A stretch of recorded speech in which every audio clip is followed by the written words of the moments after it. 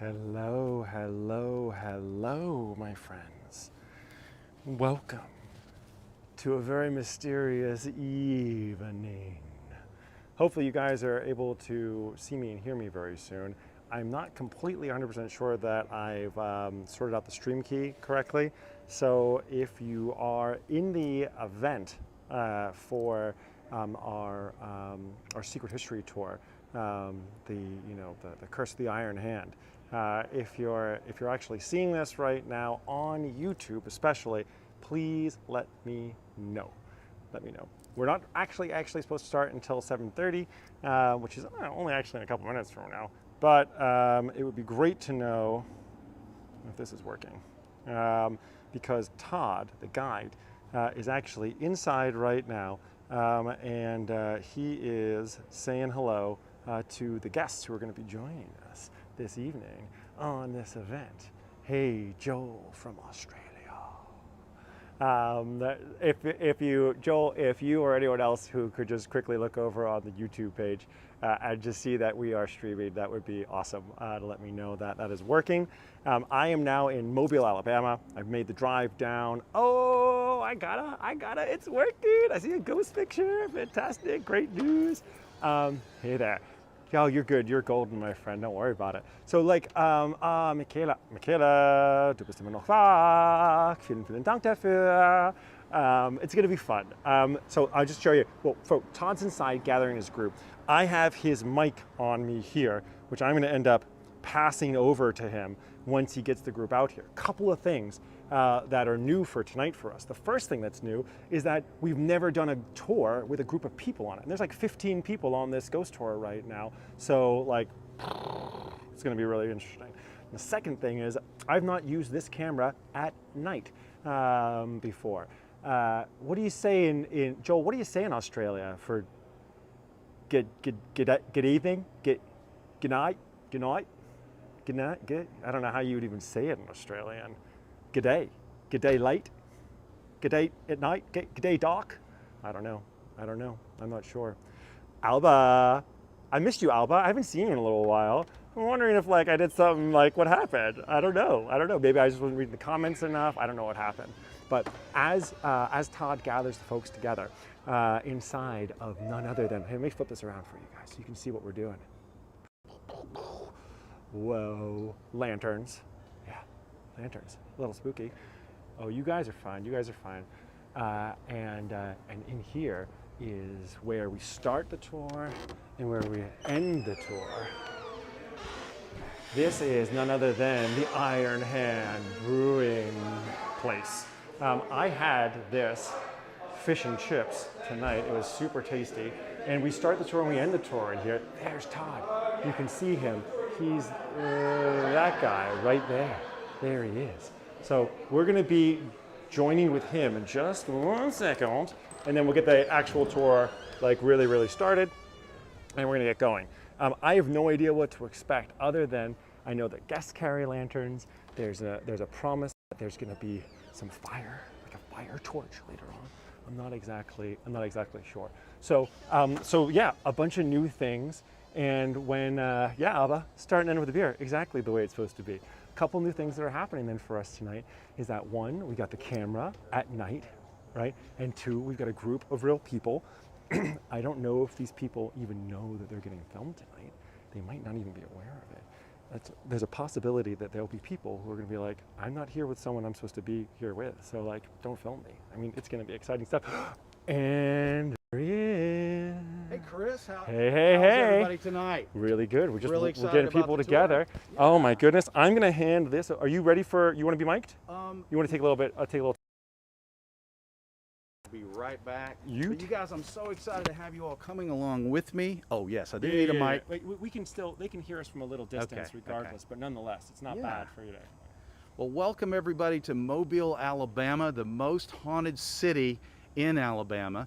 This is a 318-year-old coastal city that was settled by the French colonized by the British, later taken over by the Spanish before it became an American city. We have lots and lots of dark stories, and we're going to be walking around telling them all tonight. So stick around. I'm looking forward to sharing with you in just a few more minutes. Awesome, awesome. We're here. We are excited. We are. And I'm excited too. Thank you so much. Absolutely. Be right back. No, yeah, you do customer stuff. I'm here. All right, guys, I'm back. One second. Let me see if I can reaffix this mic.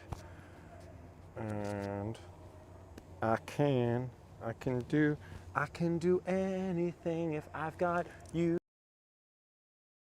I was asking someone whether or not it's legal for me to sing songs on YouTube and Facebook. If you sing someone else's music, but you sing it in your own voice, is that copyright infringement? I think it might be. I don't know. I mean, unless they're really old songs. I'm not sure. So if you know and you know copyright stuff, let me know. Joel, yes, I will have a beer for you later on. Put on my sunglasses first. I feel very Blues Brothers-y. I don't know why I have these still. You know why? It's because I literally finished with Jake. Who saw Jake's tour, by the way, earlier on today? Can I just see hands up for Jake's tour earlier on today? Jake Williams, when we were up in Montgomery still. Oh my God. He hugged me at the end. Got a hug out of Jake. I mean, I was really moved. The guy's like when he talked about drinking out of the water fountain, right? That was incredible. Hey Liliana. Santiago. Mi corazón. How desperately I want to go to Chile. I mean, really specifically to Santiago. So great to see you here. Thanks for joining us. And Michaela, I'm so impressed. I know you were there before, and I really appreciate you saying as well. I think Joel, you were there before as well. I think Teague might show up. It'd be cool if Shannon shows up as well. And we I had a friend in Barcelona saying they were going to come as well this evening. So it'll be fun. Either way, it's going to be a great time. And yeah, let's do it. You know, let's make it. We'll make it happen.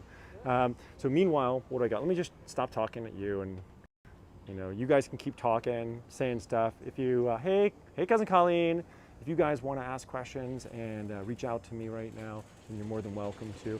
I think that this iPhone like night camera thing is actually okay. It's not that bad. What do you guys think? Are you able to see a little bit right now? Is the camera picking up enough night light? Considering that right now it's like 7:30 p.m. The sun is well and truly set. But I feel like this is actually picking up a fair amount of color right now, so which is pretty cool. Todd's up there right now talking to his peeps, which is pretty cool. He's just letting them.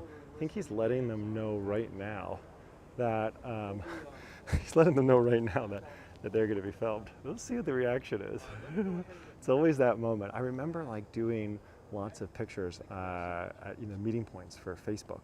And you'd always know the people that would step out of the picture. They're not supposed to be there with other people. Right, Alba? I think it's pretty good. Let's see how it goes. I hope there's some like good effect in the rest of it. Let me see. Carry one. This is a lantern lit tour, so just help yourself. Awesome. All right, feel it? All right, Chris, I'm feeling it. Oh, wow, that is a nice effect. Ready to get mic'd up and get started? That is an awesome effect. You can drop that right down the old shirt. And then this is the business end of the mic. Okay. This is the one that does not want to be. Guys, I'm going to say goodbye because you're not going to be able to hear me anymore because now Todd's taking my mic. Bye. Exactly. That end up in there. I'm just going to clip it onto you. Sorry for touching your person without asking. No, it's fine. You It's first. fine. Pull on a Cuomo. Just kidding. Just kidding. Oh, Joy. Joy says good morning from Great Britain. Well, good morning, Joy. How are you? Welcome to Mobile, Alabama. We're excited to have you guys joining us on tonight's tour, which is called Dark Secrets at Iron Hand. This is actually Iron Hand Brewing. It's a former church. After that, it was a mission, early 20th century, and now it's owned by Ben Ross and his wife, and Ben is a brewer and a cook. And so we just had dinner here. We had some delicious fish and chips. Telling them how tasty it was. Oh yeah, great. And we had some microbrewed beer made right here by Ben himself. So we're going to be getting started, and tonight we're actually going to have live guests with us as we walk around.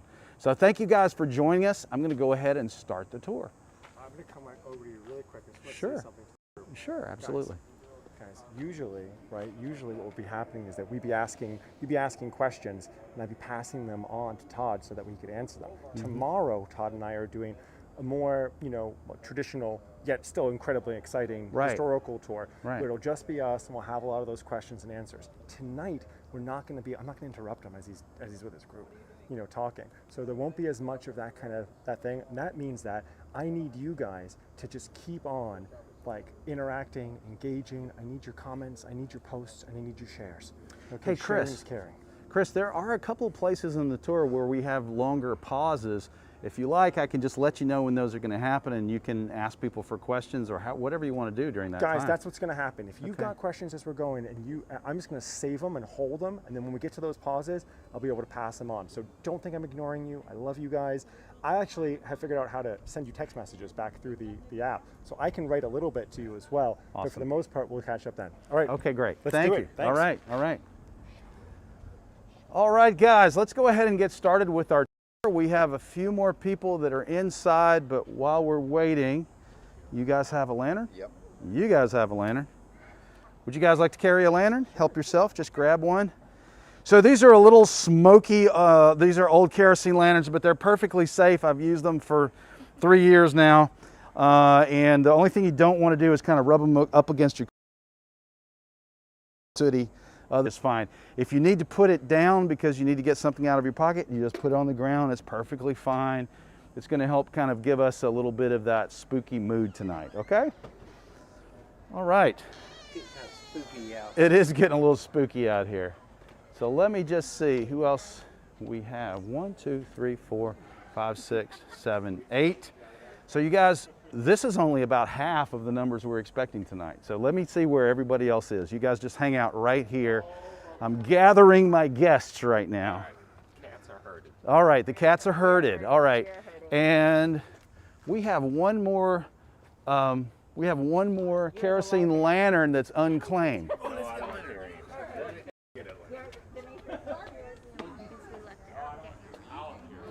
Oh, everybody's being shy.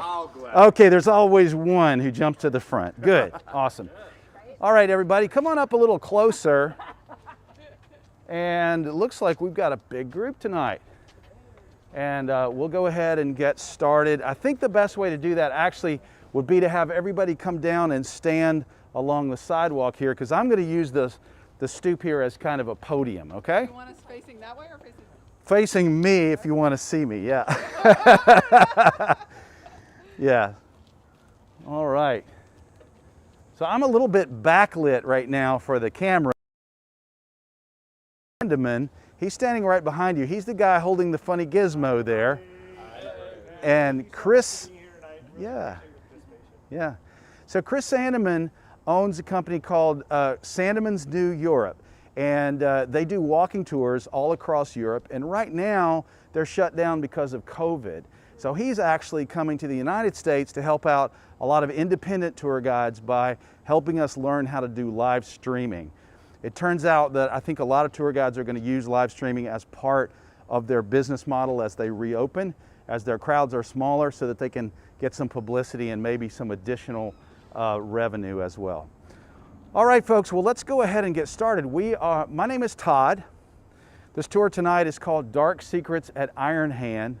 The tour lasts about 2 hours, and we're about 10 minutes into that. I promise I'm going to get you back here by about 9:30. You guys are parked all around this beautiful historic neighborhood.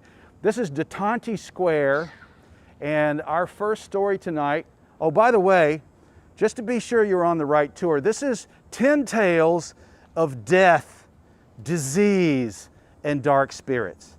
If you thought you were coming on a nice, happy, historic tour, you're on the wrong tour. That tour is tomorrow. We have one of those tours as well, but tonight is definitely a darker tour. So, and people ask me about the stories that we tell on the tour. They say, Todd, did you make up any of these stories? I don't make up any of these stories. So these stories are either true and factual events. Many of them tonight will come from the Civil War. Some of them are ghost stories that are documented and published in other sources. So if you've got any questions like that, please let me know. And in fact, through the whole tour tonight, as long as I'm not talking, like, you know, once I'm finished with one of my stories, feel free as we're walking from location to location to ask any questions that you guys have tonight. Anybody have any questions to start with? Okay. Well, I'm going to tell you how this place got its name. Let me put my lantern down and grab a little visual aid. So this gentleman,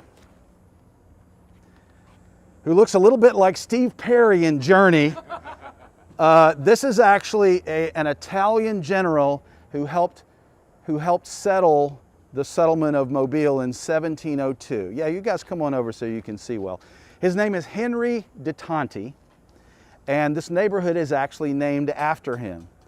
Now, and the brewery here is called Iron Hand, so I'm going to tell you a little story about where that name comes from.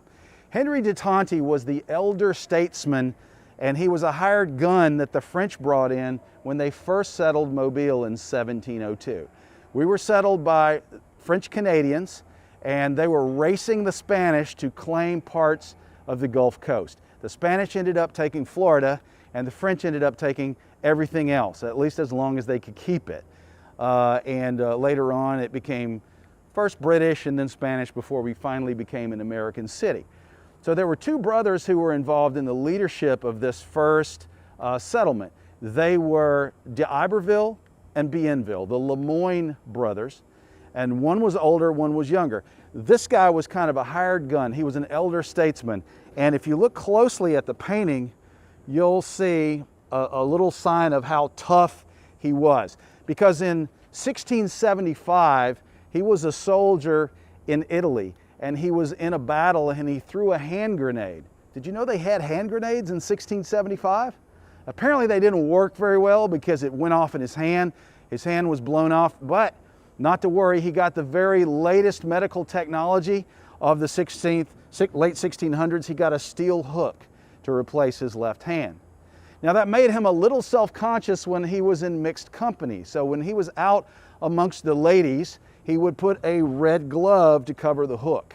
But when he rode out into battle or when he was negotiating for land from the Native Americans, which is one thing that he did here in the settlement of Mobile, he would take that glove off and kind of make a big impression on the enemy. So that's a little story about Henry de Tonti. Now, he was known to Native Americans, the Creeks and the Chickasaws, mostly who are settled here, and then also a smaller tribe, which is where we get our name from, called the Mobilians. They nicknamed him Iron Hand because he was known to be able to knock a man off of horseback with his cast iron forearm and hook him with that steel hook. Yeah, he didn't play. He was a badass. And this neighborhood is named after him along with this brewery. So that gives you a little introduction. Okay, guys, we're going to be talking about death, disease. Well, wait. Our next story is about what actually killed this tough guy here. Because he'd survived so many battles, but you know what finally killed him? In 1704, it was a tiny virus. And we're going to tell that story in just a few minutes. Let me put my painting away and we'll get started.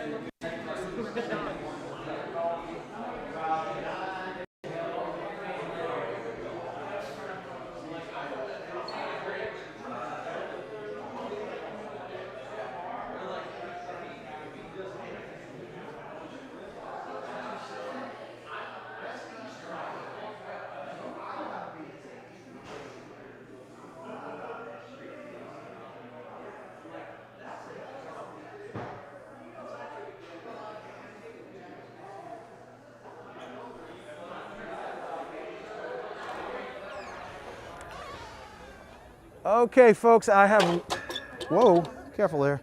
I have one more thing I'd like to take care of before we start walking. Can I get a group photo of you guys?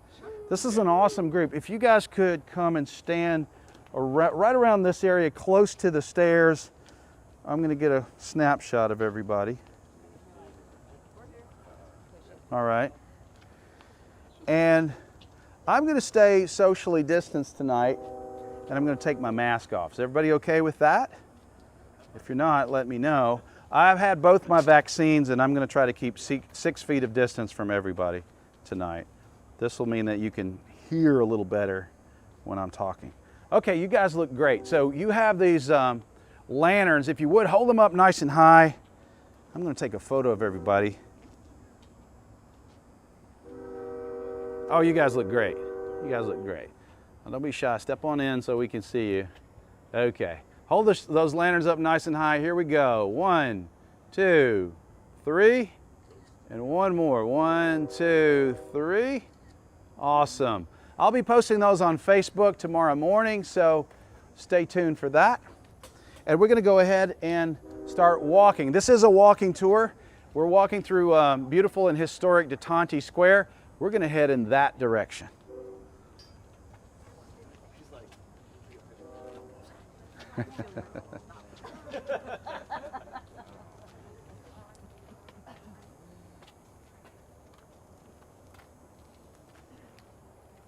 Okay.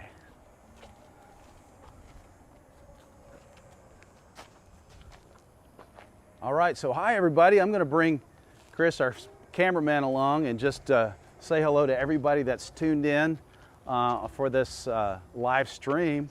We are walking through historic Tante Square. There's not many walking tours that I could guide and walk backwards at the same time, but this is a quiet neighborhood and we're just next door to downtown Mobile. You can hear a little bit of noise in the background. There's a festival going on downtown, and when Chris gets a chance, if he hasn't already, you can also see some of the high-rise buildings just a few blocks from us.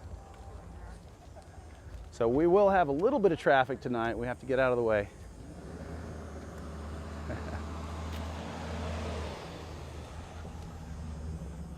So folks, we're going to walk on up this way on State Street. We are walking through historic Tante Square, and this is a very old neighborhood. It was built out beginning in the 1830s. Now before that, during Mobile's colonial period that lasted from 1702 to 1780, we would have been out in the woods right here. We would have been in the forest. In fact, you would have had to walk 2 or 3 blocks in that direction towards downtown before you could get to the settlement of Mobile. During our colonial period, Mobile was really just a quiet little settlement. First it was a French one, and then a British one, and then finally a Spanish one. As we walk through this neighborhood, you're going to see a lot of beautiful historic homes. This one actually isn't one of our stops, but it's a great example of the kind of architecture that you can see here. Our next stop is going to be just past me. We're walking under beautiful live oak trees today down State Street, and what always strikes me when I lead this tour is how quiet the neighborhood is, right? It's really quiet, and for a lot of the tour we can actually walk through the middle of the street and not have a problem. We'll probably see a lot of traffic tonight, maybe 5 cars total. 5 cars maybe the whole night, so you guys check me on that. All right, so we're going to stand right out here in front of our next stop.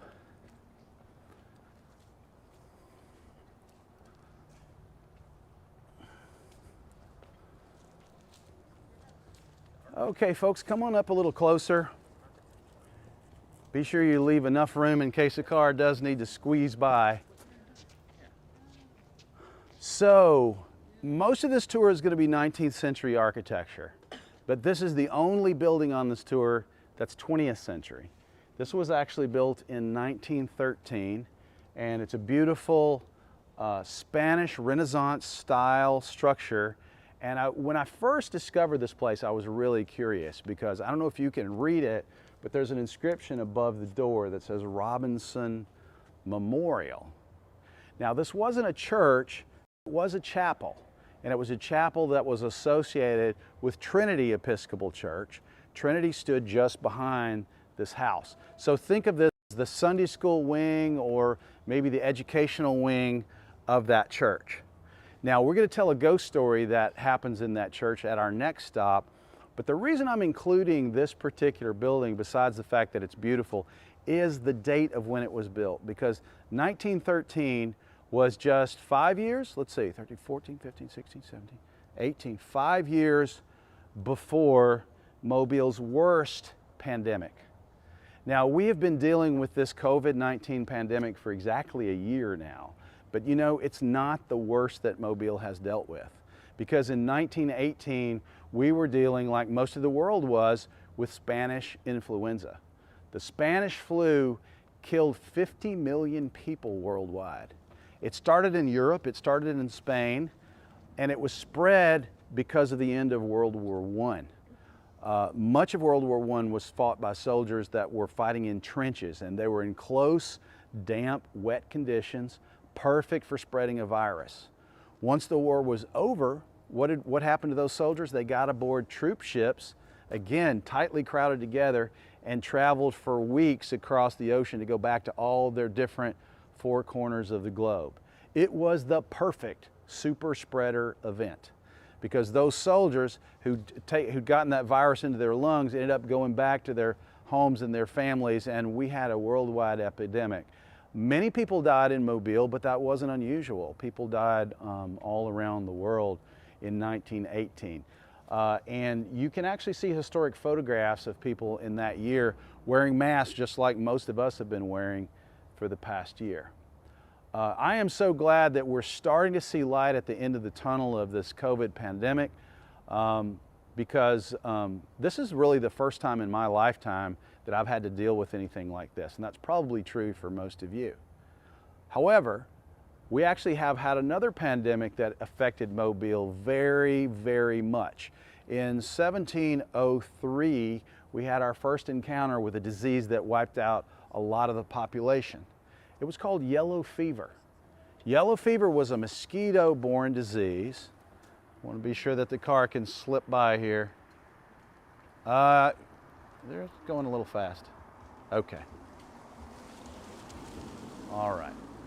Yeah, so the yellow fever was first brought to Mobile by the first ship full of women. They were called the Cassette Girls. They got it by stopping off in Havana, Cuba in 1703. They got it completely innocently and accidentally. They were brought here to intermarry with the soldiers and settlers that were all male at that time. Now, when they arrived, the men were super excited because they'd been out here in the middle of nowhere with no European women for that entire time. And they had specifically sent a letter to King Louis XIV asking not just for women to be sent here, but Parisian women. Now, these were Frenchmen, but they were really French Canadians. A lot of them had probably never been to Paris in their life, but this idea of these beautiful, sophisticated women was kind of uppermost in their mind. Well, these young women, they were very young. A lot of them were 14 years old, 15, 16 years old.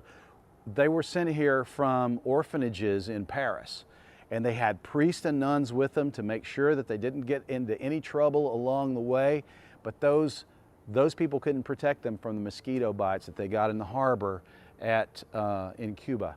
And so when they stepped off the boat here, they hadn't developed symptoms yet, except for one young woman who was feeling a little sick.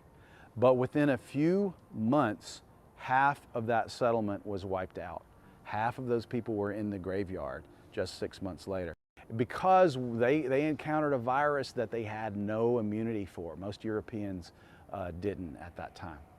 So that's our first story tonight about disease. And another kind of interesting story about that is that Mobile actually has several unmarked mass grave sites near some of its historic graveyards because during these times of pandemic, the people that were stuck in their houses and survived the disease, they often had to bury their own dead because so many people in the city were either too sick to work or they had fled the city to try to keep away from the disease. So often what happened was that the survivors of a family would dig a hole as close to the graveyard as they could. Sometimes they buried their dead under the cover of darkness because they couldn't afford to buy a cemetery plot. So we still do have historic mass graves here in Mobile. And if you go over to the Church Street graveyard, just outside the walls of the graveyard, under the parking lot of the library, there are mass graves there. They've been found by ground penetrating radar. So yeah, so there's a little story for you. Who's ready for a ghost story? Yeah. That's what you guys are here for, right? All right, we're gonna go around the corner and tell a ghost story. So I'm gonna go out this way. I'm gonna walk just around the corner.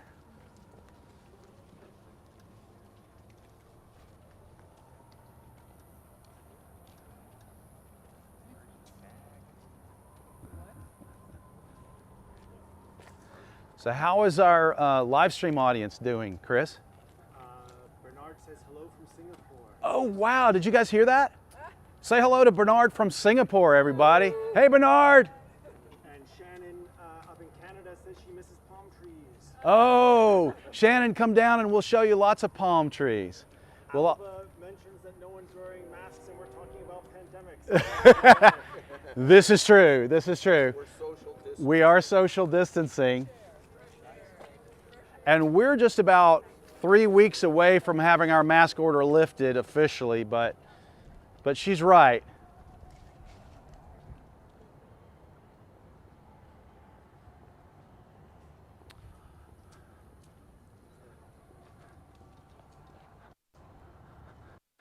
So, has anybody here had a chance to get vaccinated yet? Oh, good. That's awesome. I'm glad to see that. My wife and I actually participated in a human trial all the way back in August. So we got the Pfizer vaccine, or at least I did. The way that study works is half of the people get it and half of the people get a fake shot. My wife got the fake shot and I got the real. She's gotten the real vaccination now, so we're good, and I'm really glad we were able to.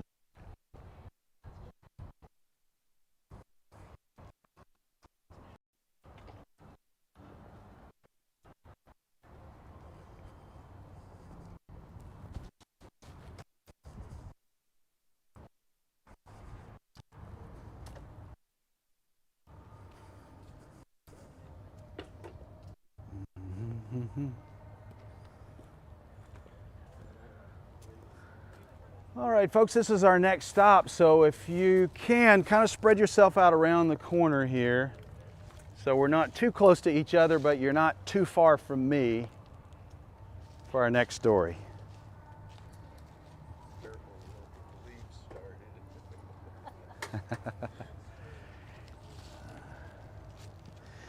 So we're standing here on a corner where a church used to stand. And you can see a plaque here that's in the sidewalk that says that Trinity Church stood here on this site. It was built in 1853 and it was removed in 1945. Now our next story happened inside that church, so you'll have to use your imagination a little bit. That church isn't here anymore. And the story comes to us from a woman who was a member of the church who kept a journal and tells us this story. This happened just at the end of the Civil War. And to give you just a little quick background, Mobile was one of the last Confederate strongholds to fall to the Union at the end of the Civil War. And in fact, through the first half of the Civil War, Mobile was kind of a beautiful la-la land where there really wasn't any fighting around. It was a heavily fortified city, but because of our distance from the bay, from the ocean, we're 45 miles up into a protected bay, and because of the fortifications to the west of the city, life went on as usual here. In fact, they had balls and they had parties even as the war was raging. But towards the end of the war, things were a lot different. By the time that this story occurred that I'm about to tell you, the Battle of Mobile Bay had been fought and lost by the South. And what that meant was that there were Union gunboats that were in the mouth of Mobile Bay. There were soldiers at the mouth of Mobile Bay, but they knew they were expecting a fight if they came and directly challenged the city, so they just waited they just waited things out, and they gradually cut off any shipments of supplies into Mobile because they controlled the water at that point. And on this particular morning, a Sunday morning in 1865, the members of the church were worshiping here, and as the sounds of the hymn that they were singing died out, they heard the creaking of the door of the church. And everyone turned to see who was coming into church late that morning. And they saw 6 ragged Confederate soldiers walking in with a casket on their shoulders.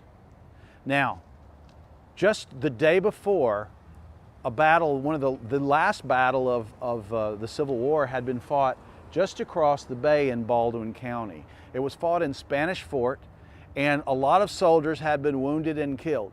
The soldiers that were wounded and survived were evacuated into Mobile, and they actually turned one of the beautiful old schools, Barton Academy, the large white building that's over on Government Street with the dome, was turned into a hospital. And these soldiers that walked in to church this morning with a coffin on their shoulders, they were fulfilling the last wishes of their fallen brother. Because during the Civil War, it wasn't guaranteed that if you fell on the battlefield, anyone was going to take care of your body. Anyone was going to send a letter to your parents. And in many cases, bodies laid on the battlefield and rotted there. But in this case, since he had died in the city, his friends took up a collection, bought a simple casket, and fulfilled his final wish, which was to have a Christian funeral. That wasn't always guaranteed. So they came into church that particular morning unannounced. But the minister looked up and immediately realized what was happening, and he changed the order of service that morning for a funeral to honor the dead. Unfortunately, that funeral wasn't enough to settle the spirit of this fallen soldier, because they say that for years afterwards you could see this soldier wandering the streets of the Tante Square. And even after the church was torn down and moved to the west to the suburbs in 1945, the ghost still haunts this neighborhood. So as we're walking around, if you see a dark figure behind a tree, you might be seeing the ghost of that Civil War soldier. All right, folks, our next stop tonight is, we're going to talk about a little bit happier topic. We're going to talk about Mardi Gras, but we're still kind of sad about it because we weren't able to celebrate this year. We're going to walk down this way, just one more door for our next stop. So Trinity on Dolphin is the Trinity that sat here? Trinity on Dolphin is the same church that sat on this point. They deconstructed it and reconstructed it there? That's the story that I have read. Okay. Yes, that's the story that I've read, that it was moved brick by brick. Okay. Yes.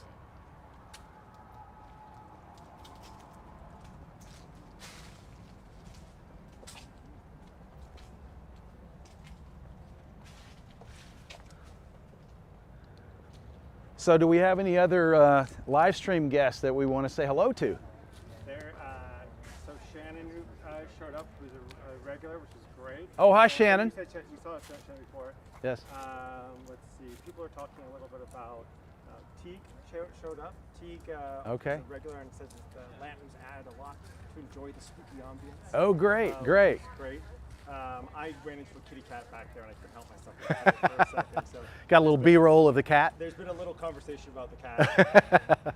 Well, that's the thing I love about doing live walking tours. You never know what's going to happen, right? Okay. Exactly. All right.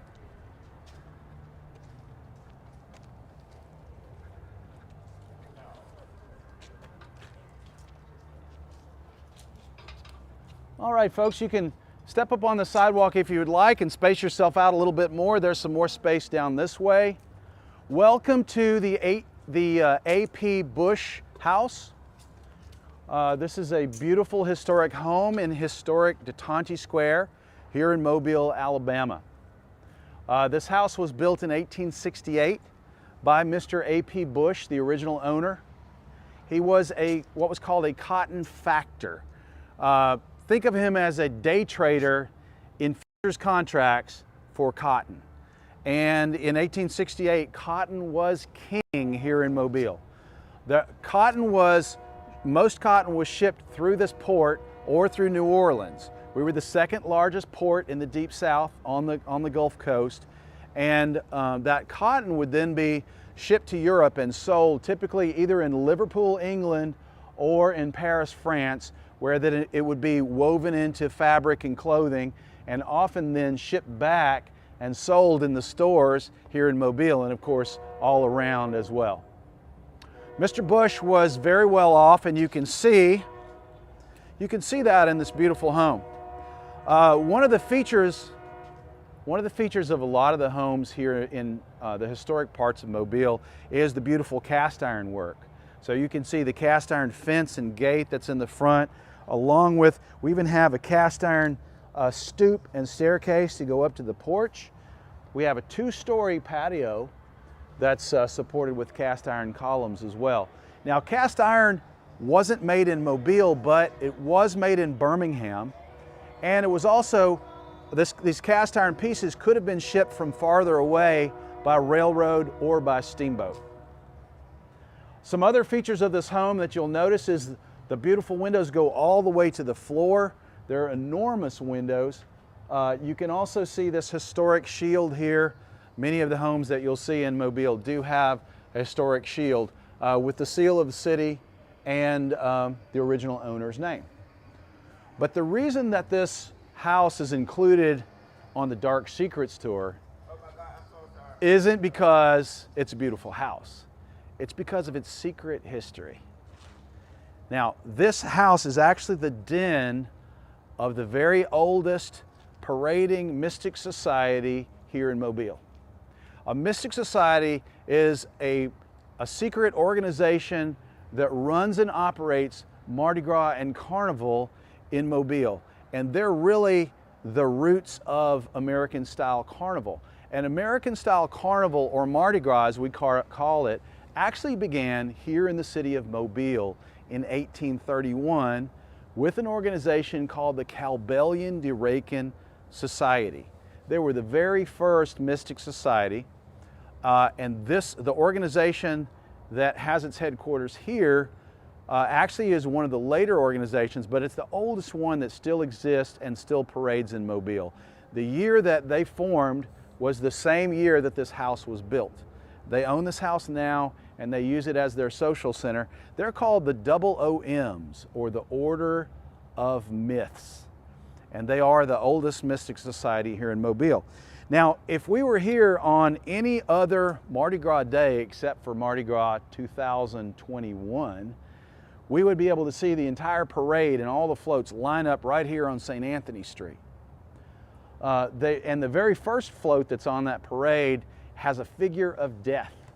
That death is represented by a skeleton who's on a small float that's being pulled by mules and lit by torches. So they still parade the way that they did in 1868. And that figure of death is dancing around a column on this float and being chased and beaten. He's being chased and beaten by what we call a folly, or a clown, or a jester. And the meaning of that is that at least for the period of Carnival, right before Lent, we can forget our troubles, forget about our death and our suffering, and just enjoy life and let for once fun beat back the devil. And that's what happens during Carnival. Of course, this past year, it wasn't possible to have Mardi Gras parades because of the danger of having crowds together. I have just recently read that our mayor is planning to have a special parade in May once our statewide mask ordinance is gone. Hopefully that will go well. And I also would invite you all to come back next year in 2022 and experience Mardi Gras here in Mobile, Alabama, where it was first created in 1831. And you would be able to see the Order of Myths and that figure of death right here on St. Anthony Street.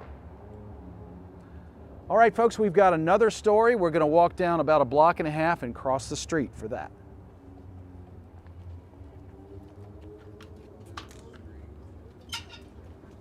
Hey, man, hey.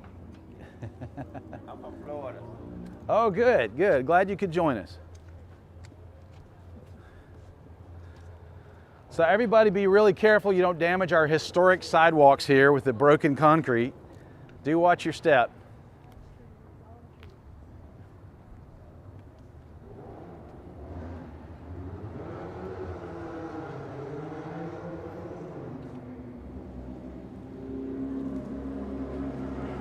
Now you'll notice that this house porch, these 2-story and 3-story porches were used for sleeping in the hot weather because you could move your bed out and get some ventilation and be a little bit cooler. Now the legend behind this house says that the Battle of Mobile Bay was watched and planned from that 3rd-story porch. And that's a great story if it were possible and if it were true. But in fact, the Battle of Mobile Bay happened 40 miles away from here. And you can't even see the lighthouse that's halfway down the bay because of the curvature of the earth. So it wasn't really possible to see it, but it makes a great story.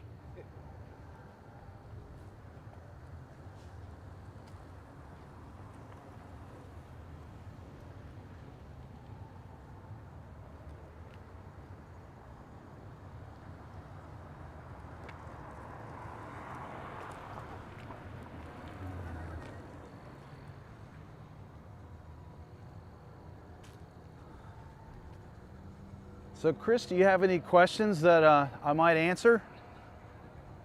Anything that we want to address from the audience?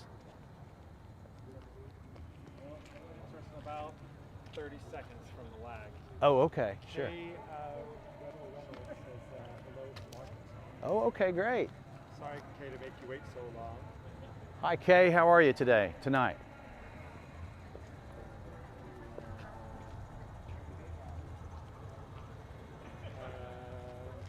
National lockdown was over in London, and Joy had her first.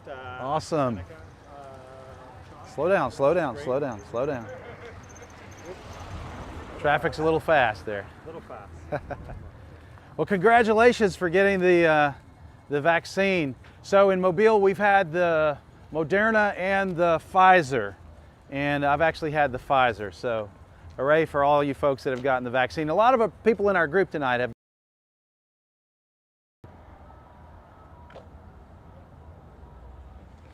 Okay, we've got one more car, and we're going to cross the street.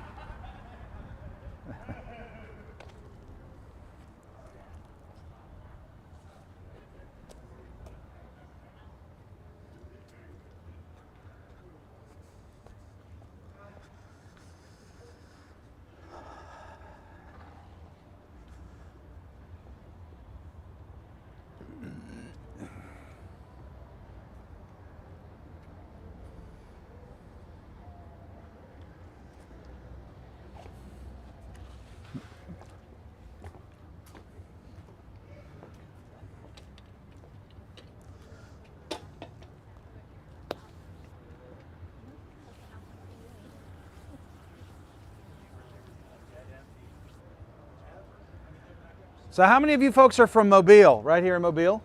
Raise your hand if you're from Mobile. Okay, awesome. Anybody from out of town? Where else are you guys from? Kentucky. Kentucky, okay, awesome. Anywhere else? Gulf Breeze. Now, did I see where someone was from Bowling? Are you guys from Bowling Green? I spent two years in Bowling Green. It's been a while back, but I loved it. I was working at Western Kentucky University at the time. Yeah.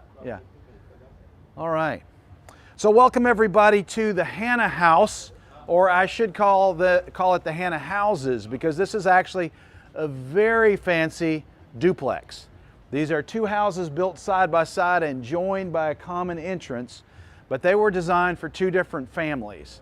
So one family on one side, one family on the other, and each house is kind of a mirror image of the other, with one thing that's different. It took me a while to notice it, but the carved wood doorways are just a little bit different.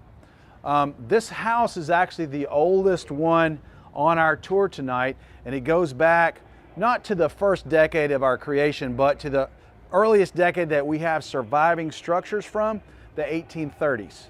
So you can see here that the Hannah houses were built in 1832, and they are exceptionally beautiful. Now our next story is about slavery. It's about what happened to a young man named Wallace Turnage.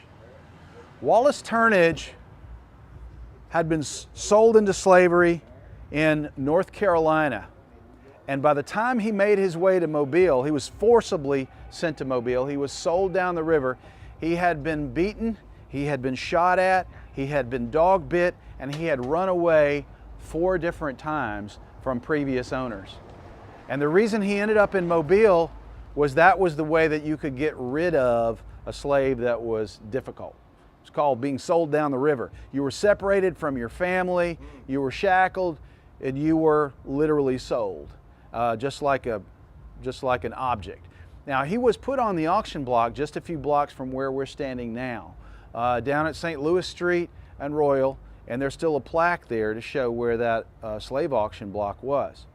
And in 1865, he was sold to a man named Mr. Minge.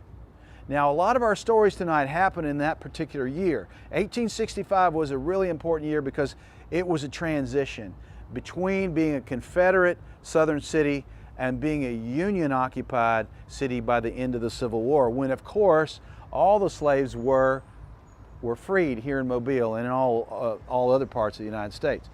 But young Wallace was the property of Mr. Minge. Actually, I got my dates wrong because he was first sold here in 1862. And in 1862, he was sold to Mr. Minge. Now, his job was to be a valet and a driver. And he actually could read and write, which was very unusual. Now, his job was to carry Mr. Minge from appointment to appointment. Mr. Minge was a cotton factor, like many of the people from that period that had money. And so he told young Wallace to be careful with the carriage, because the carriage that he was driving was old and the harnesses had been broken and patched many times. And so young Wallace learned to do as he was told, but the entire time he was looking for his opportunity to find his freedom. He wanted to get out of Mobile, away from these strange people that he didn't know, and he wanted to make his way back to find his own family. One day the opportunity came. Mr. Minge got out of the carriage and told young Wallace to stay in one spot and not to move. Now, the spot where he told Wallace to stay was astride some railroad tracks. And so there was a little bit of a problem, because pretty soon a train came along, and this was down near the wharf, down near the waterfront. As the train was bearing down on Wallace and he was in this carriage with one horse, he had been told not to use the whip on the horse, but he couldn't get the horse to move. He couldn't get the horse to move, but he'd been told this horse is really spooks easily, it'll get startled and it will destroy the carriage. But he didn't really have a choice. He had to use the whip, because otherwise the train would have hit him. So he uses the whip on the horse. The horse, sure enough, bucks up, charges forward, breaks the harness on one side, and the rods that held the horse on either side, one fell off, and as the carriage moved forward, it was shattered as it hit the bricks that paved the street. The horse ran off like a freight train and was gone in one direction, and young Wallace was thrown into the street. He got up and realized that he was about to get in big trouble if he was caught, that Mr. Minge was probably going to give him another beating for damaging the carriage and losing the horse. So what did he do? He ran. An appointment. There were Confederate soldiers all over the city, including slave patrols. They caught young Wallace and they dragged him out of a yard in one of the buildings right here in the downtown area. And they found Mr. Minge, found out who his owner was, and they offered to beat him as a favor to Mr. Minge. And they did that. They tied him up to a stake. They gave him 50 lashes with a bullwhip. A bullwhip is so strong that it would have torn the skin off of his back. It was 3 layers of leather thick. After he had been whipped, he was told to walk home. Now, Mr. Minge's house was probably about a quarter to a half mile from where we are now. And if you know downtown Mobile and you know where the historic Sanger Theater is now, Mr. Minge's house stood on that corner. And young Wallace, bloody, bleeding from this beating, is ordered by his master to walk home. Oddly enough, his master didn't follow him. What would you do if you were Wallace? He looked for another opportunity to run, and he prayed. Wallace had joined the Baptist church here in Mobile, and he found that it was a source of solace and faith. And as he walked towards his master's house, he prayed for an opportunity. He said, Lord, please just give me an opportunity. Show me the way and deliver me from this evil. And as he was walking west, he was just a few blocks from the fortified wall of the city. It was protected by cannons and guards and with gates every so far along the wall. As he approached the wall, he noticed that the sentry on duty went off duty, and there was no other soldier there. The soldier who was supposed to be on duty was late. And sure enough, young Wallace had an opportunity to just walk straight through that gate, and that's what he did. He escaped. He freed himself on that day in 1865, but he had to keep himself free. And so for the next 2 weeks, he ran and hid during the daytime, and he walked at night, and he headed south from Mobile because he knew that Union soldiers and freedom were to the south. But he had a long way to go, and he had to go through swamps. He had to go through a Confederate settlement. He had to go through a Confederate encampment. And when he did that, what he did was he just had a story that he was going to visit a sick neighbor and being sent by his master. And if he was ever challenged, he would tell them that story. He walked south to Dog River. He had to wade through Dog River. He had to go. He had to go without water for a long period of time because he was afraid of the snakes down around the edge of the water. He found whatever food he could. Sometimes he would find other slaves who would sneak food to him off of another farm, and he would make his way farther south. He came to Fowl River, and finally he got to Cedar Point. Cedar Point is the southernmost point in Mobile County before you have to get out in the ocean and head for Dauphin Island. And there was a fort that was out in the middle of the water there, and that was his destination. Now it's no longer there, but it was between Dauphin Island and the mainland. To get to it, he found a drifting rowboat. He got in the rowboat, he found an old board to use as an oar, and he was headed for what was then a Union fortification. It had been held by the Confederates, but had been captured by the Union. And he had been told that Fort Powell was where he could get to freedom. He started rowing toward it, and as he looked up at the gates of the fort and the walls of the fort, he saw a soldier with binoculars looking straight at him. He saw cannons pointed straight at him, and he prayed again. He said, Lord, I hope I'm doing the right thing. Please help me. Please give me your guidance. And about that time, the thunder started to flash, and he looked behind him, and there was a storm that had blown down the bay, and huge waves started to engulf his small boat. But luckily, just as that boat was about to sink, another lifeboat with 8 people aboard, 8 soldiers aboard, showed up, and he was able to get inside that boat. And when he looked up and realized that those soldiers were wearing not gray uniforms of the Confederates, but blue uniforms of the Union, he knew that he was saved. Those soldiers took him to Fort Powell. They were good to him, and they listened to his story. They gave him his freedom papers, and from then on, he was able to work. He actually hired himself out to a Union soldier for the remainder of the war. And after that, he was able to get married, have children, and have a rich and happy life. Fast forward to 2017. Wallace has, of course, grown into be an old man and been dead in the graveyard for a long time.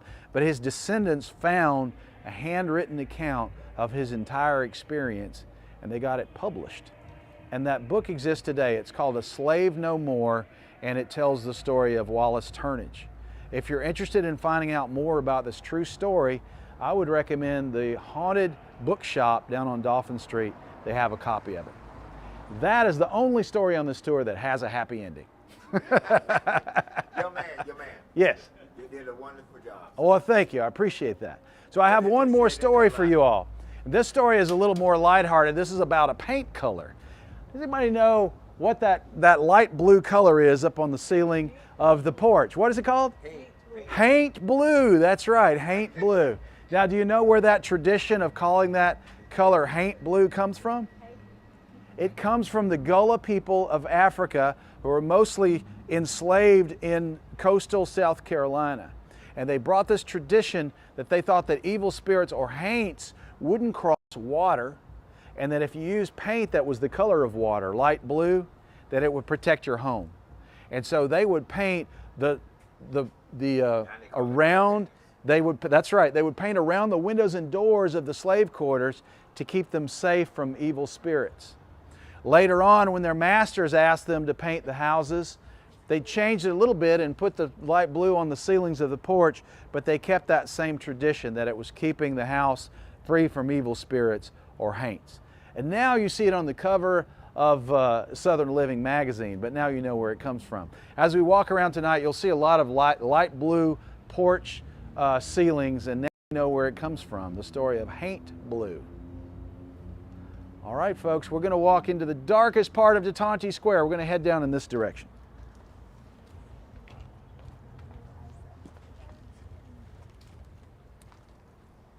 All right.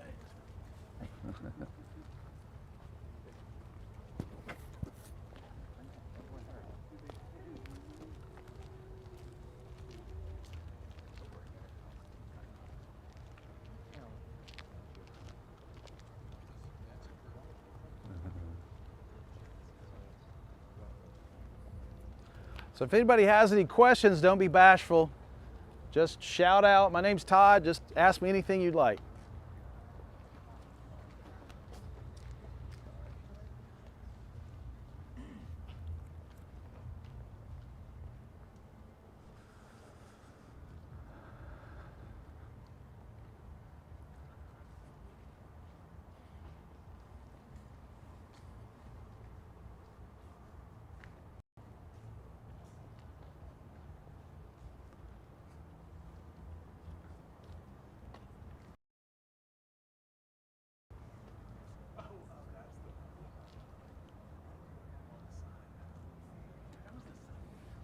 So we're walking down Conception Street right now, and a lot of our street names date back all the way to our colonial ancestors. This particular street was actually named by the Spanish. Any street that has a saint name in it was originally named by the French for the most part, along with street names like Royal Street, which of course was named after the King of France. So we are here on Conception Street, or Concepcion as the Spanish would pronounce it. And I wanted to point out some of the beautiful architecture here.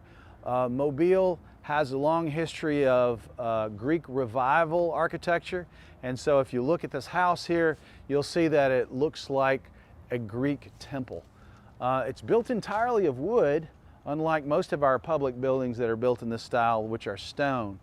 And you'll also notice that the windows and doors are all exactly the same size and shape, and that the arrangement or the fenestration of the front of the house is perfectly symmetrical. In fact, the only way that you can tell the difference between a window and a door, because they're all the same size, is to look for a doorknob, which you probably can't see in the dark right now. It's a particularly beautiful house, and we'll see some more as we walk down Conception Street.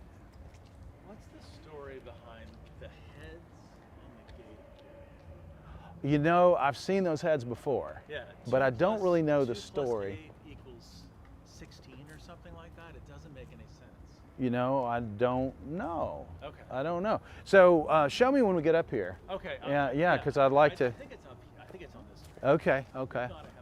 All right. Yeah. So are they sort of like They're cherubs. creatures, little cherubs? Yeah, cherubs on the gate of a house that's no longer there. Oh, okay. I think I know where you're talking about. It's a brick wall. Yeah. I've seen it, and I've wondered the same thing, what the story is. Yeah, I'm not really sure. And the one's holding, has a globe, and he's pointing to a point on the globe. And he's like looking at it, and then that one has a mathematical formula, which and it doesn't Oh, make really? any kind of mathematical Oh, you mean sense. it does? It has numbers on it? Yeah. Oh, okay. It's like Now it might be on another street. I want to say it's another block over that way, but I've seen it. I've definitely seen it. Okay. And it does, you're right, it does look like, it doesn't just look like a decorative image. It looks like it's trying to tell a something story or specific. deliver a message. Right, And right. each side is different. And I sent it out like a couple of years ago, like, what's this? Right, right, okay.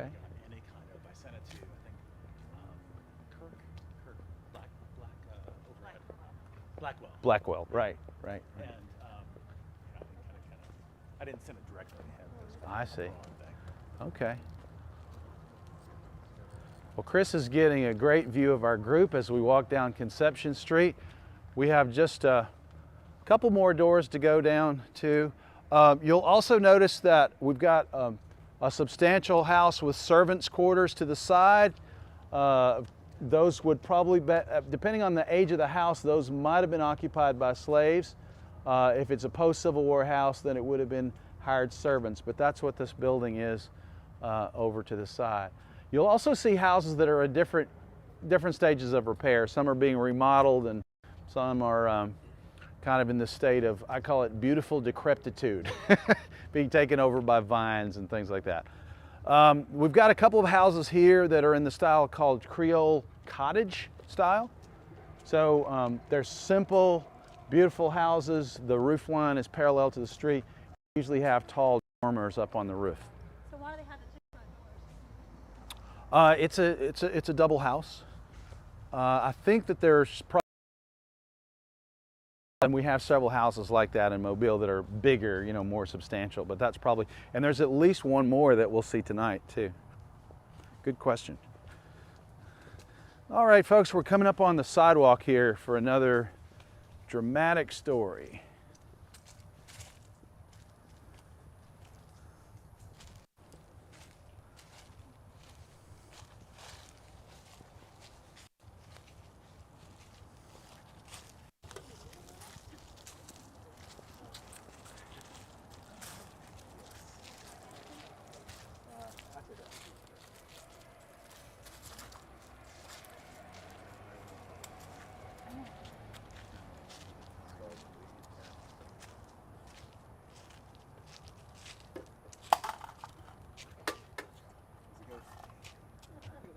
They're pretty sturdy.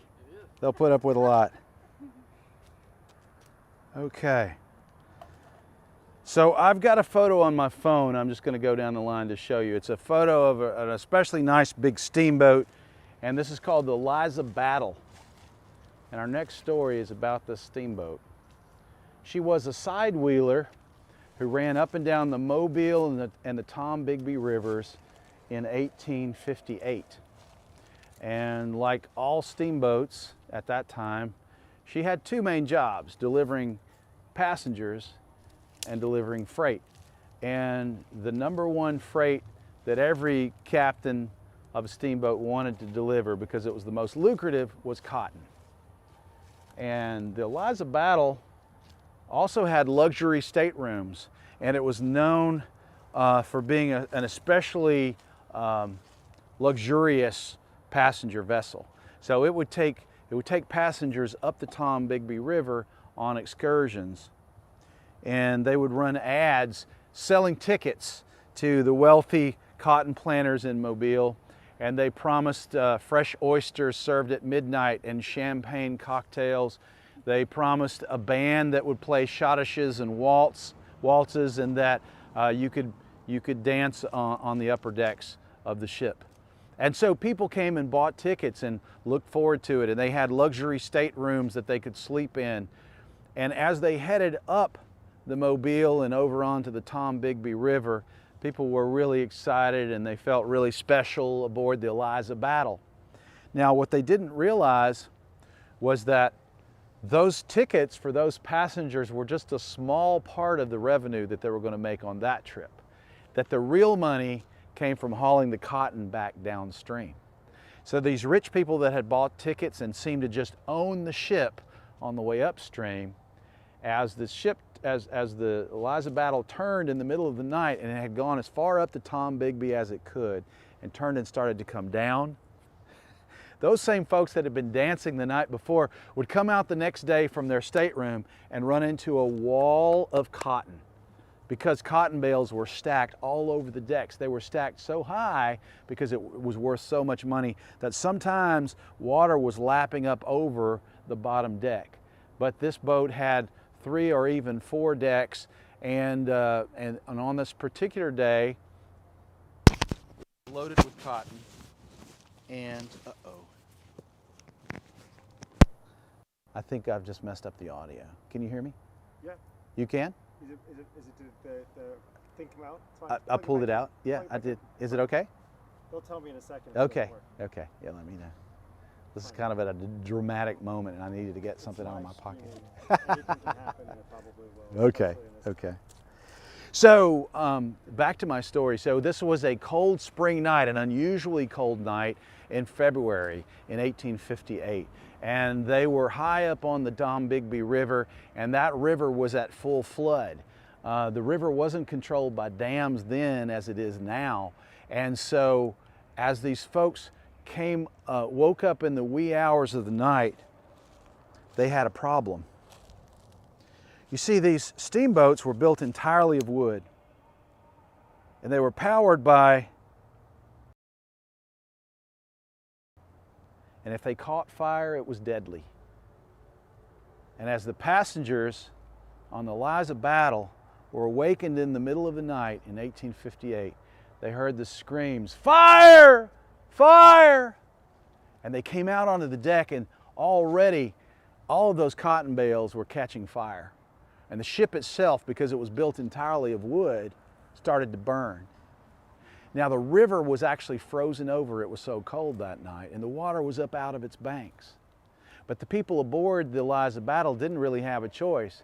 They could either stay aboard the boat and burn to death, or jump overboard and freeze to death. So they started pushing those flaming cotton bales overboard, trying to extinguish the flames and use them for lifeboats.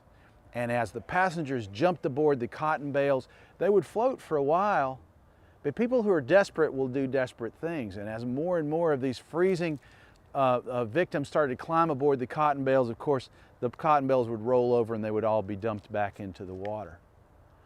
That ship that night burned all the way to the waterline. There was no one available on the Tombigbee River to help them, and in fact, it was 12 hours before the next steamboat came along.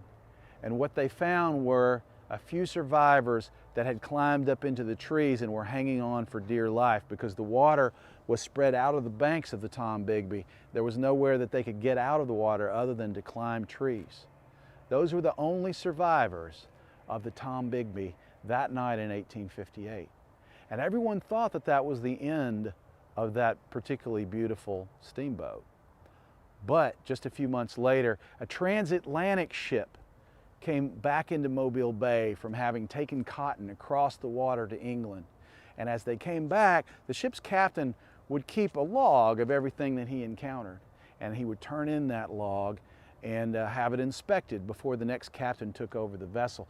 And he turned in the log, and the last entry that he had was that he had seen the Eliza Battle out in the middle of Mobile Bay.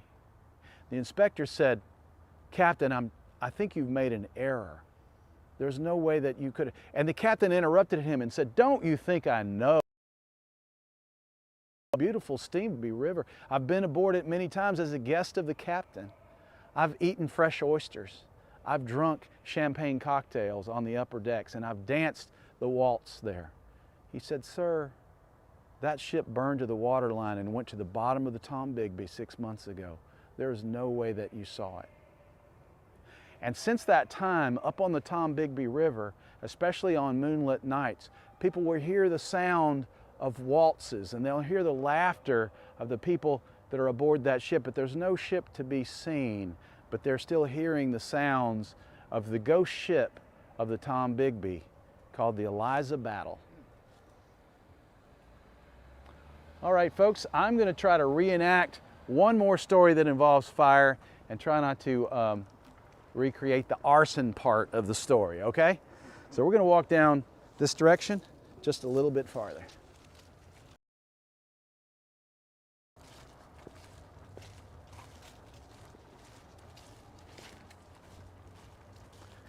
And by the way, if you're interested in historic ghost stories, which is what the ghost ship of the Eliza Battle is, I would recommend an old book that you can also get at the Haunted Bookshop. It's called 13 Alabama Ghosts and Jeffrey. And if you can find a copy of that, snap it up, put it in your library, and you'll have lots of ghost stories to read. Catherine Tucker Wyndham? That's right, that's right. She was a folklorist who collected those stories, and it's called 13 Alabama Ghosts and Jeffrey.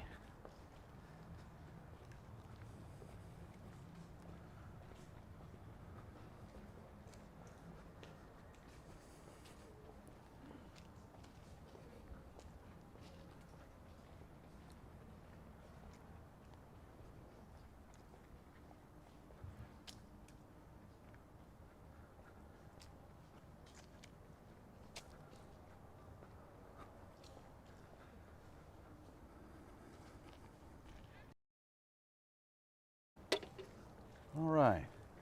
How's everybody doing tonight? Isn't this a beautiful night to be out in the springtime in Mobile, Alabama? We have really been blessed with good weather this week. All right, and we are, for those that are joining us on the live stream, I just want to say hello to everyone. You are in Mobile, Alabama. We're here on Conception Street in a historic neighborhood called the Tante Square. And we're telling stories of death, dismemberment, disease, and dark spirits. And this next story isn't a ghost story. It's a true, historic, factual event. This happened again in 1865, like many of our history stories tonight. This happened after the fall of Mobile and after the Union Army came in and occupied the city. The terrible battle expecting actually never happened because the Confederate forces evacuated 2 days before the Union forces arrived. They knew that they were outnumbered, and they took every ship that they could find down in the Mobile River and in the port and headed up the Mobile River to get away from the city. Now, when the Union invaded, their very first practical job was to disarm the fortifications around the city of Mobile, and there were a lot of fortifications. We had gun emplacements all around the bay. We had guns and floating mines, explosive charges out in the Mobile River. We had spiked many of the passages, and if you didn't have a map and a pilot that knew where the Confederate traps were, your boat was going to be sunk, almost certainly. So that was one of their first problems. There were also munitions and cannons. So Union soldiers were given the dangerous and dirty job to round up explosive charges, cannonballs, grape shot, black powder, and put tons of this material into one warehouse down in the direction of the state docks, just a few blocks that way. What could possibly go wrong, right? Now, keep in mind that these were Union soldiers who found themselves in a beautiful city that had not been destroyed, where there was still food, wine, and liquor available. Do you think they wanted to do a dirty, dangerous job like that? Of course not. Do you think they could find somebody else to do it since they had the guns and the entire city was in their control? Yes, they could. Who do you think was given that dangerous, dirty job? The recently freed slaves that were all around the city of Mobile. They ordered them at gunpoint to stack up munitions and to round up all of the black powder and to put it into a warehouse.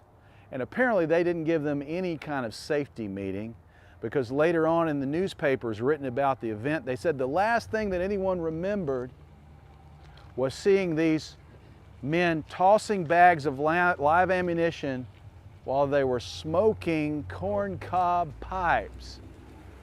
Boom! The first explosion went off. Boom!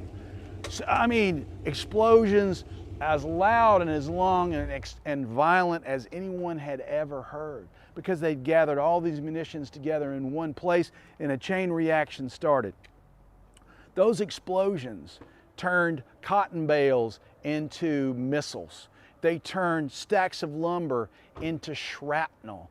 They turned people into clouds of pink mist That was all that was left. 300 people were killed that day, along with horses and mules.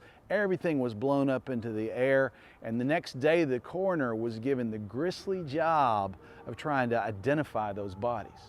Now, in antebellum Mobile, post-Civil War Mobile, there really was almost no way to do that because there was no such thing as dental records. And many of the people that were down at the docks at that time were transient people. They were soldiers and there were people moving from place to place. No one really knew who they were or where they lived. And in many cases, they buried body parts in common graves. That explosion sank 2 ships out in the middle of the Mobile River. It leveled a 12 square block area. It blew a hole in the ground that stayed there for years, and it blew every window out of the houses all around this neighborhood. In fact, there's a church that's farther away than we are now from where the explosion happened and was so damaged that it had to be rebuilt in the 1890s. It was the worst event, the most violent event in Mobile associated with the Civil War, but the ironic thing was that it happened after the war was over.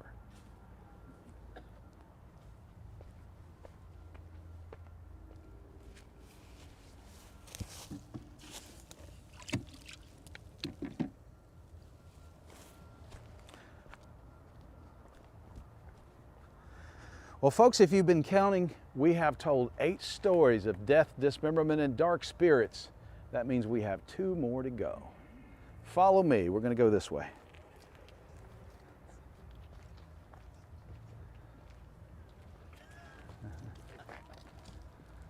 And Chris, we've got a little ways to walk. If we have anybody that's following us that has questions or comments, this will be a good time.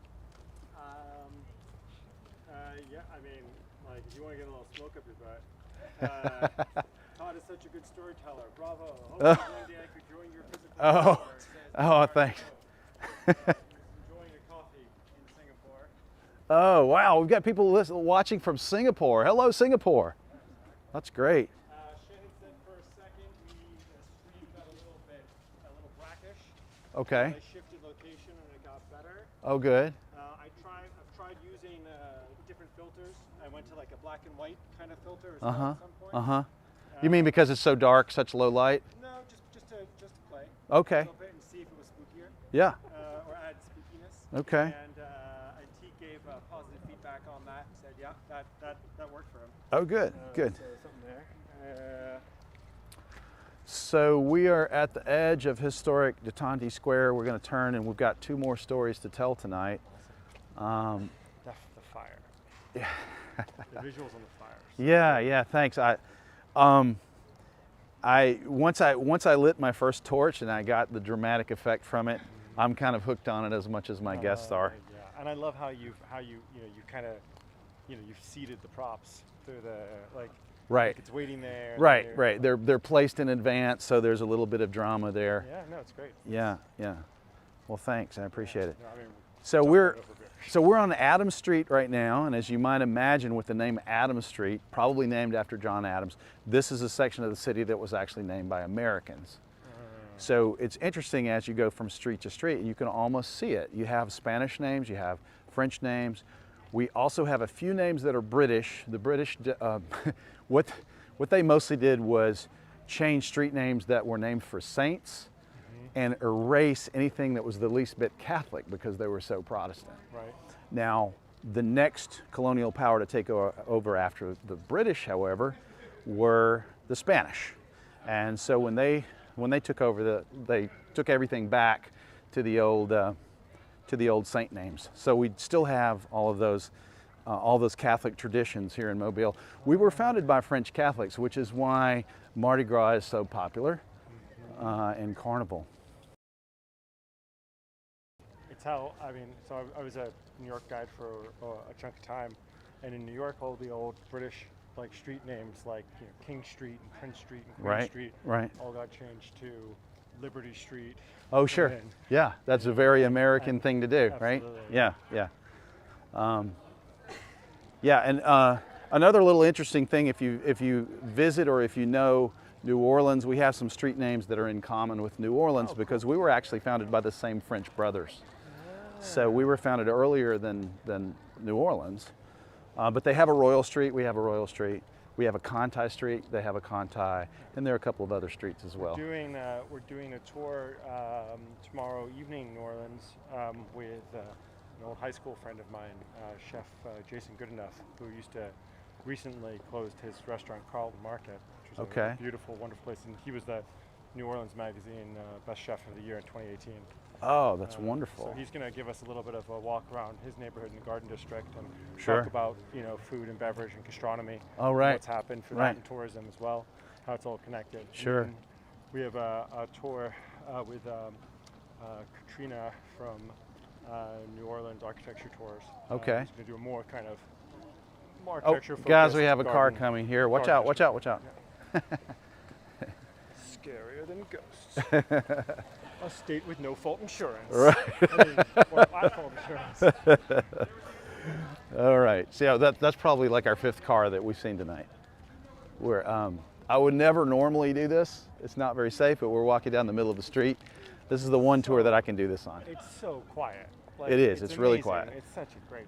And this is actually a functioning historic neighborhood that is residential. Some of the houses are offices that are only in use in daytime, but plenty of them are residences also.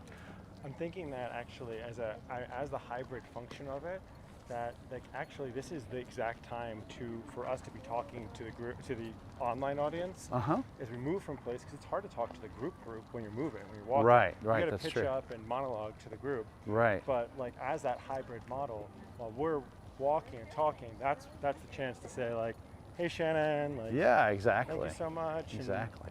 Because it really is, you can switch gears and talk to both groups. Sure. Yeah, that sounds great. Cool. So we are here now at our last stop before we return to the brewery, and it's just to our left. This is the Richards DAR house.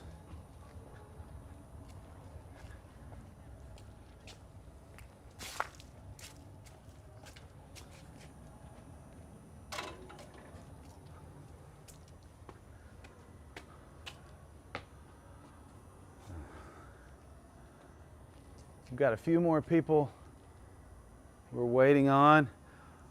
Are you guys enjoying your walk tonight? Thank you all for coming out tonight. I really appreciate it. It's been difficult for tour guides through the COVID pandemic, and it's great when you can get a group of people to come out on a live tour.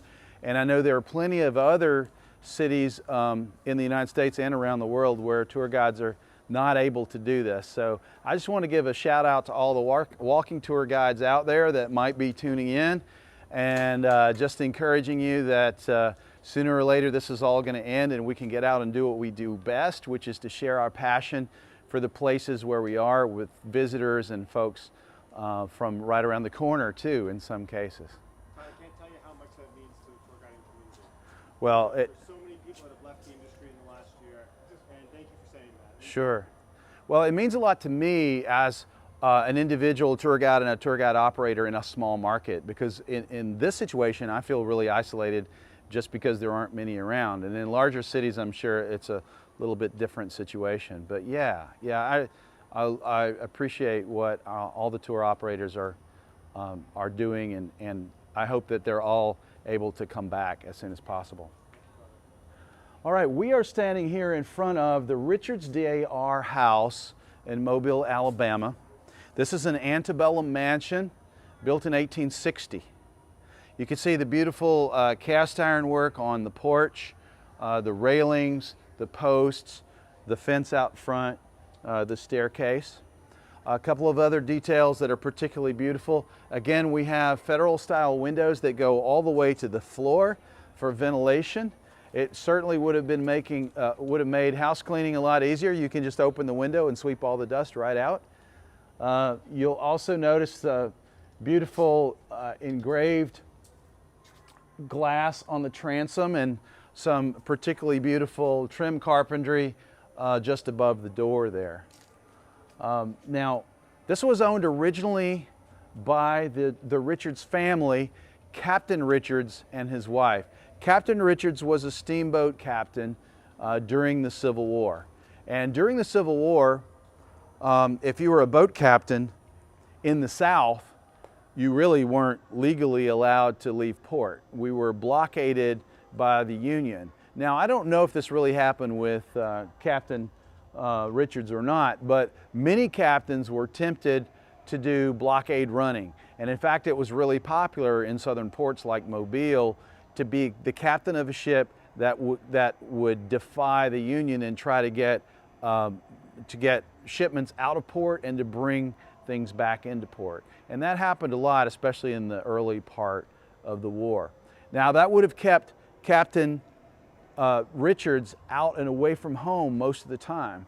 And that left his wife, Mrs. Richards, at home with their children in this beautiful house.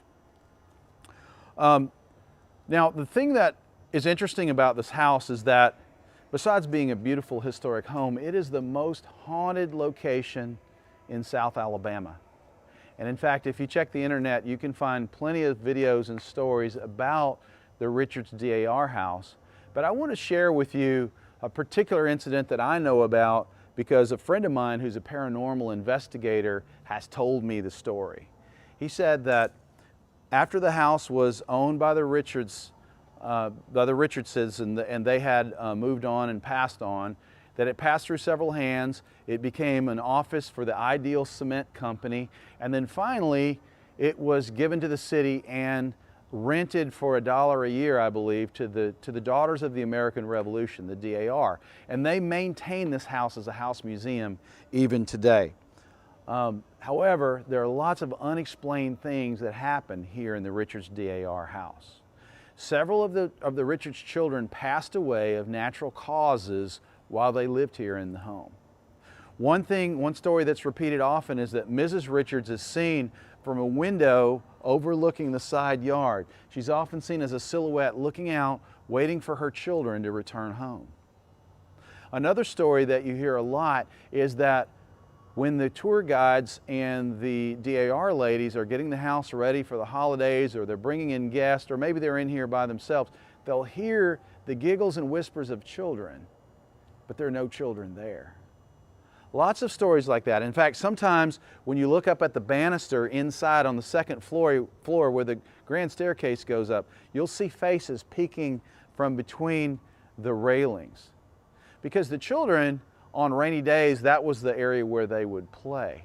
Now, my friend Mark, who's a member of a paranormal investigation group, they decided they were invited to come out and look for evidence, electronic evidence of haunting here at the Richards DAR house. And they stayed here for a period of time and they didn't find anything. They made their recordings, they shot their photos, they made videos, and they didn't really find anything out of the ordinary until they came back with some Victorian toys. They came back with some toys including some glass marbles.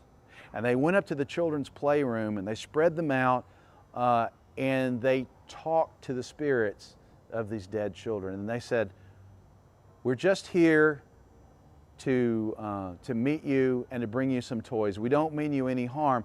And look, we brought you some marbles to play with. And if you'd like to keep them, we're going to leave them here for a while. And if you move them around and play with them when we come back, we'll leave them here for you."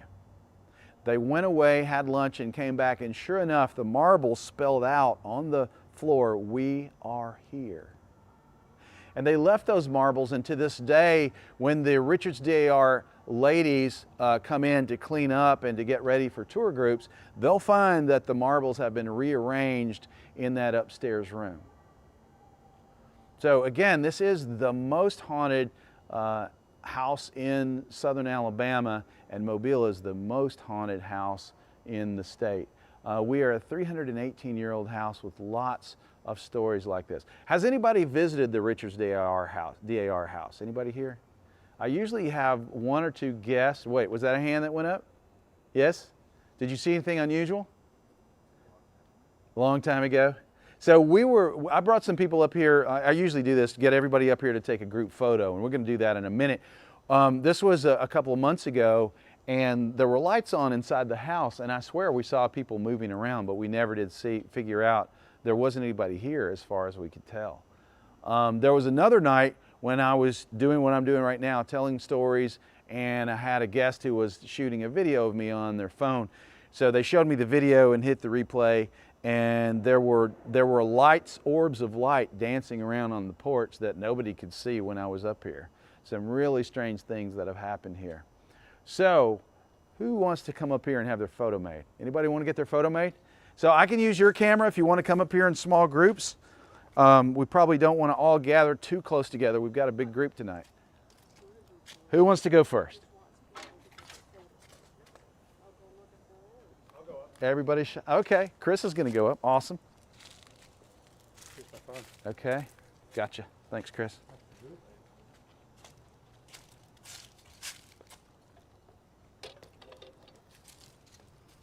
All right. So when you go up on the porch, come up to the railing so we can see your face really well. And I'm going to frame up the shot.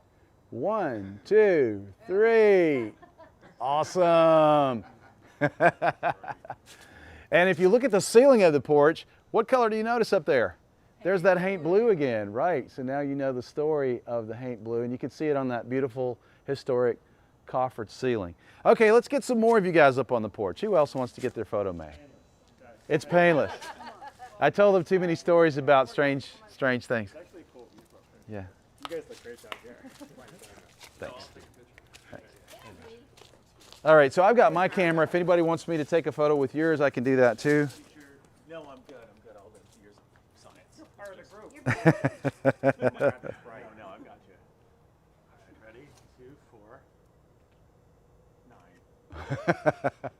4, 9. 1, 2, 3. We're counting different counts. Nice, that looks great. It's all right. Anybody else? Do you want to be in our picture? Sure, no, come on out. Let me borrow your phone.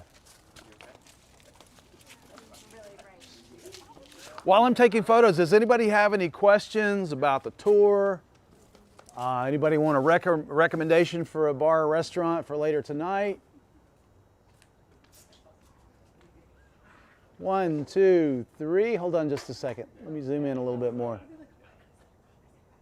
1, 2, 3. Awesome. All right, who else would like a photo? You're welcome. All right.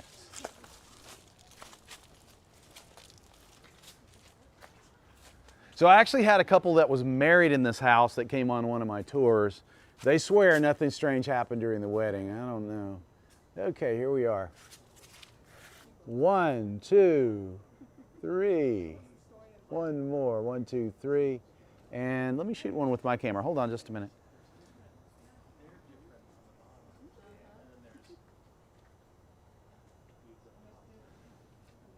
Okay. 1, 2, 3. Awesome. Thank you. Anybody else? All right. Some of you guys are shy, but that's okay. All right. So folks, we have one more story tonight. Anybody else want a photo before we leave? Okay. We have one more story tonight. We're just around the corner from the brewery where we started. We've made a big giant L shape through the neighborhood. We're going to duck back inside Iron Hand Brewing for our very last story. Okay?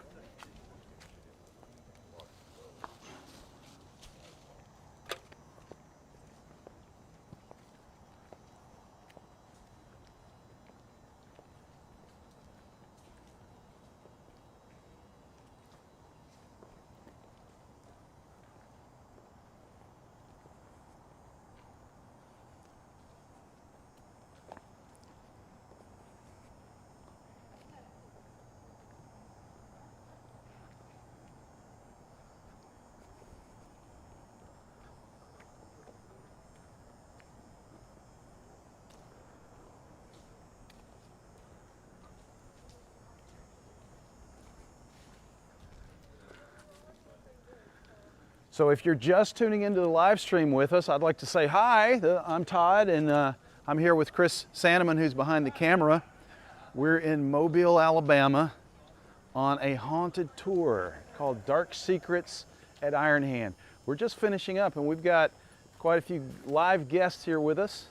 We're going to tell one more story. We're going to go back inside for that. So this is a lantern lit tour here in Mobile, Alabama. And thank you for tuning in and following us.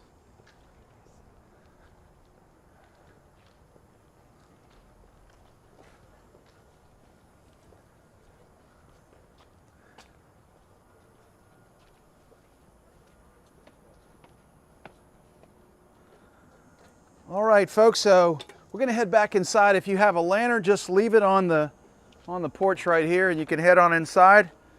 We're going to tell the last story of the tour in just a couple of minutes after you. Mm-hmm.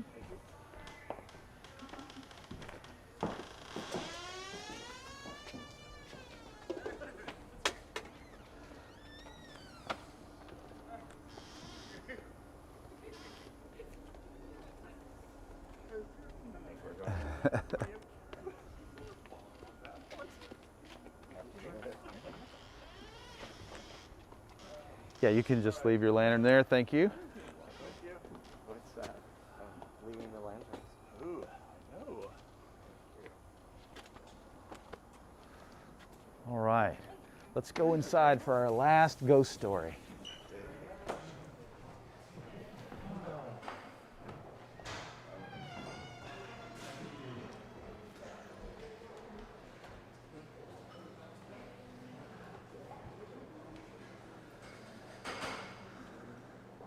So welcome back, everybody, to Iron Hand Brewing, our host for tonight. And I'd like to say hello to the ladies behind the bar and thank you for taking care of us tonight.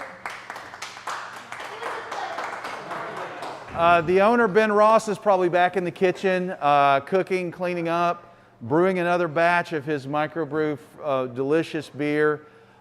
This is a terrific location, and we have one more story to tell. So this story also comes from a book that I mentioned earlier called 13 Alabama Ghosts and Jeffrey. And I had read this story and I was trying to research it and get it ready for this tour. The story is of an old sea captain here in Mobile.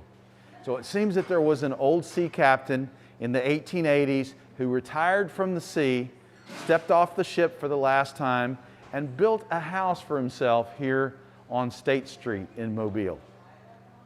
Now, he was a stranger to most of the folks in Mobile. He mostly was known to sailors down at the port, but he would be seen around town walking like he was still aboard ship. He kind of swayed a little bit like he was aboard a ship, and he smoked a pipe.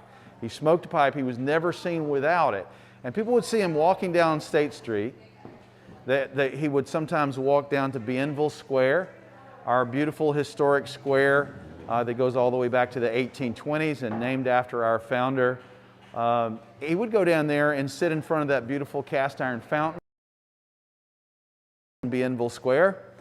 And then sometimes he would go down to the state docks as well, just a few blocks from here. He could go down there to about where Cooper Riverside Park is now, and he would sit and watch all the activity at the port, all of the bandanas being loaded and unloaded, the lumber, the coal, and the cotton, of course, that was all being loaded and unloaded. And you could tell that he really missed being aboard ship. And in fact, he would wait until all of the crew was back aboard the ship and they were pulling out. And as they lifted the anchor and pulled away from the wharf, he would stand and salute the crew of each ship.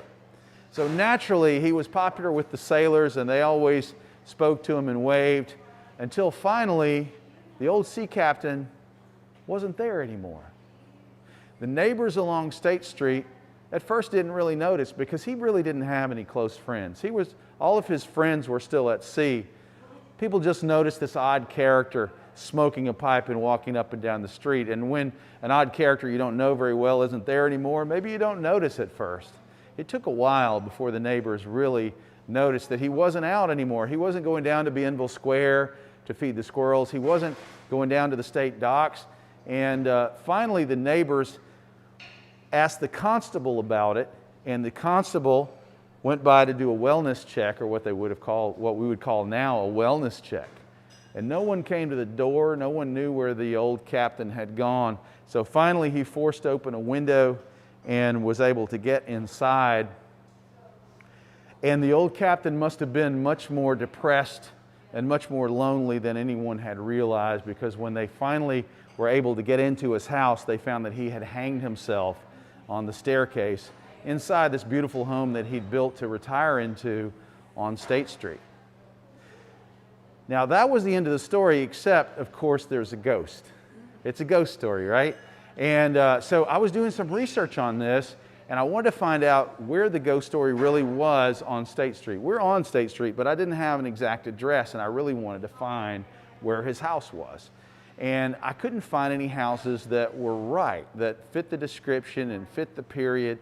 And I was talking to Ben Ross, the owner here at the Iron Hand, about the story. And I said, Ben, I know that his house was somewhere here on State Street, but I can't figure out where it was. And Ben said, well, you know, we've had some strange things happen here at Iron Hand, actually. And I said, well, what do you mean? And he said, well, when we first moved in and we started cleaning the place out, this 20th century church, built in the 1920s, about 100 years old, had been a church, and then later on it was a mission. Men lived upstairs. In fact, the upstairs has been turned into apartments now. Women lived in a house that was built originally next door, where the beer garden is now. And he said, we started noticing just strange, like noises and movements in the back of the kitchen when nobody was there. And he said, I would be here by myself on brewing day when we have the brewery closed. And I would hear this distant voice singing a sea shanty.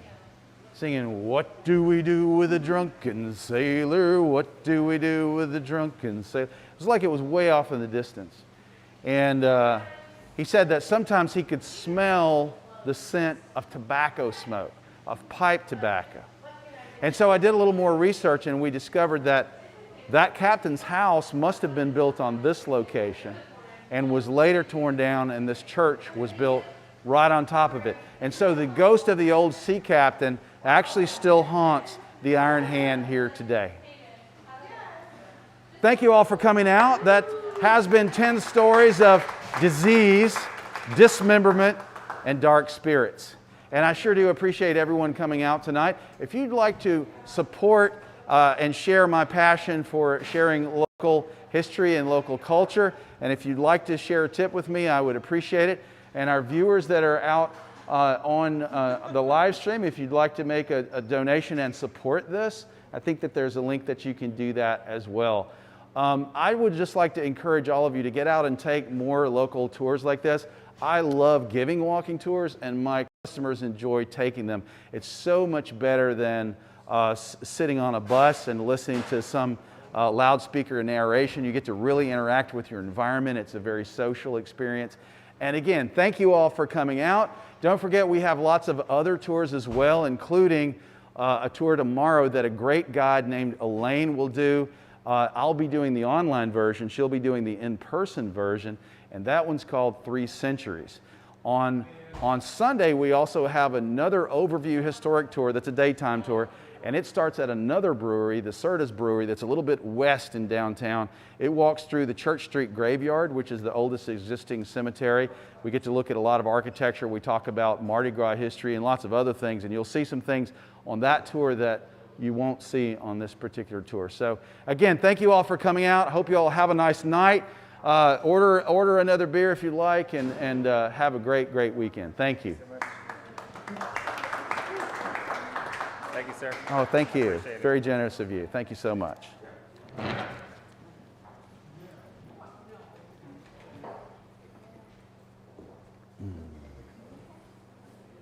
Thank you. It was a good evening. Thank you, sir. I appreciate that. Yes, very Good luck generous of with you. it. I appreciate it. Thank Yeah. you. Thanks for coming out. How's Yes. it going now? Were you a student or a history teacher? You know, I was neither one. My background is actually design and art.